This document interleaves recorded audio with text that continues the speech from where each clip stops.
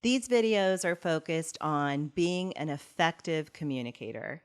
The words that you choose and the approach that you take matters. But you know what else matters? Eye contact. We're going to talk about that. Our personal commitment to being a highly effective and successful communicator should never stop. We have sole responsibility for the words we choose and the approach we take. Join me as we discuss various topics that can help us be outstanding communicators. Okay, eye contact can be hard at times. Sometimes it's just difficult. Sometimes it's that we're distracted. Sometimes we're trying to check our phone. We've got an emergency, whether it's personal or professional, that we're trying to keep an eye on. And we're having a conversation with someone. So eye contact may not always be easy. And I get that. You're in charge of how you approach your communication. But what you're not in control over is how does the other person interpret it? And there's a lot of people who get very, very uncomfortable when the person that they're having communication with can't look them in the eye. So what does that look like? And what is a good strategy to overcome those situations? I had an employee one time who was really vulnerable with me, and I appreciated it. And he said eye contact is really hard for him.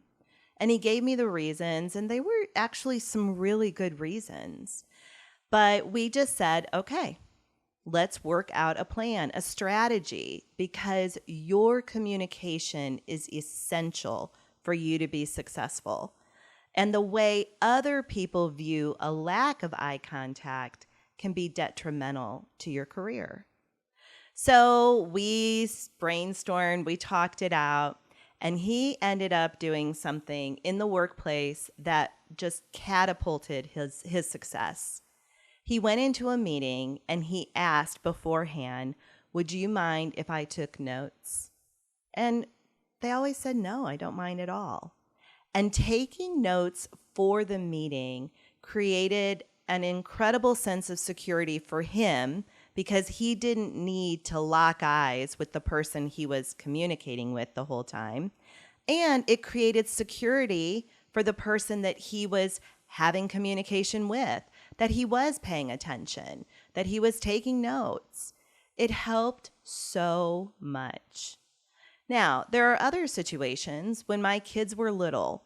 If I was waiting for some sort of a message or a text or a voicemail or call from their daycare, if one of them wasn't feeling good, if there was just emergencies, but I had to go and speak with someone and I couldn't reschedule that because of a potential emergency, I would go in and I would simply state that I'm waiting for a personal message. I apologize. I'm going to check my phone every now and then just to see if they sent a text. But I promise you, I am listening and I am focused. And that also went really well. Now, the secret is I couldn't do that every single day for every single meeting. That was a situation that was rare, not common. But you have to think through, first, are you good with eye contact? And if you're not, then try to identify what are the barriers with it, and then create a strategy.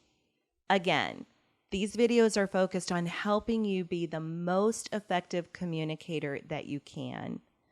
But you have to think through where are your gaps and how can you fill those gaps with really good approaches.